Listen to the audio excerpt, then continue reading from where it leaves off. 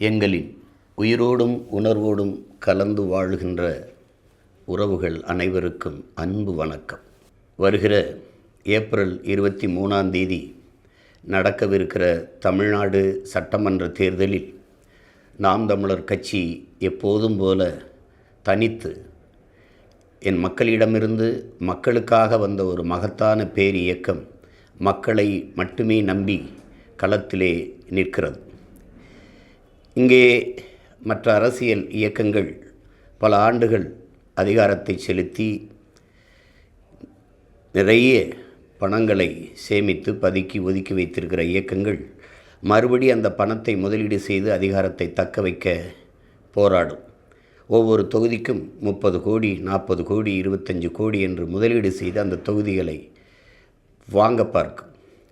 இந்த சூழலில் இந்த கேடுகட்ட பணநாயகத்தை வீழ்த்தி மாண்புமிக்க ஜனநாயகத்தை மலரச் செய்ய வேண்டும் என்ற மகத்தான கனவோடு களத்திலே நிற்கிற உங்கள் பிள்ளைகள், வாக்குக்கு காசு கொடுக்குற அந்த இடத்தில் ஒரு தொகுதியை வெல்ல 30 கோடி முதலீடு செய்கிற ஒரு முதலாளி தன் லாப தேவைக்கு முதலீடு செய்வாரா, மக்கள் சேவைக்கு முதலீடு செய்வாரா என்கிற கேள்வி அங்கே எழுகிறது. அப்போது வாக்குக்கு காசு கொடுக்குற அந்த இடத்தில்தான் ஊழல் லஞ்சத்திற்கான விதை ஊண்டப்படுகிறது என்பது உங்கள் பிள்ளைகள் எங்களின் அசைக்க முடியாத நம்பிக்கை, உண்மையும் கூட.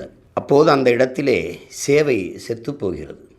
இப்போது இதை மாற்ற வேண்டும் என்று ஒரு பெருங்கனவோடு தொடர்ந்து களத்திலே நின்று போராடி வருகிறோம் உங்கள் பிள்ளைகள்.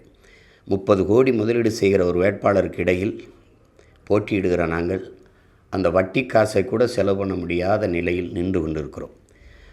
ஆனால் மக்களுக்கு சேவை செய்ய பணம் தேவையில்லை, தன்னலமற்ற உண்மையும் நேர்மையுமாக பணியாற்ற வேண்டும் என்கிற மனம் இருந்தாலே போதும் என்பதை நிரூபிக்கத்தான் தொடர்ந்து உங்கள் பிள்ளைகள் இந்த களத்திலே நின்று வருகிறோம். இம்முறையும் அதே கனவோடு நிற்கிறோம். எங்கள் திருநாட்டில் எங்கள் நல்ல ஆட்சி, பசி, பஞ்சம், ஊழல், லஞ்சம், கொலை, கொள்ளை, சாதிய இழிவு, தீண்டாமை, பாலியல் வன்கொடுமை, அடக்குமுறை, ஒடுக்குமுறை, வழக்கொள்ளை, மத போதை, இது ஏதுமற்ற ஒரு புதிய ஒரு தேசம் செய்வோம், மக்கள் புரட்சியால் அதை உறுதி செய்வோம் என்ற முழக்கத்தோடு களத்திலே நிற்கிறோம். எப்போதும் போல எமது மக்கள் ஒவ்வொரு தேர்தலிலும் தங்களால் இயன்ற நிதியை கொடுத்து எங்களை வலிமைப்படுத்தி இருக்கிறீர்கள்.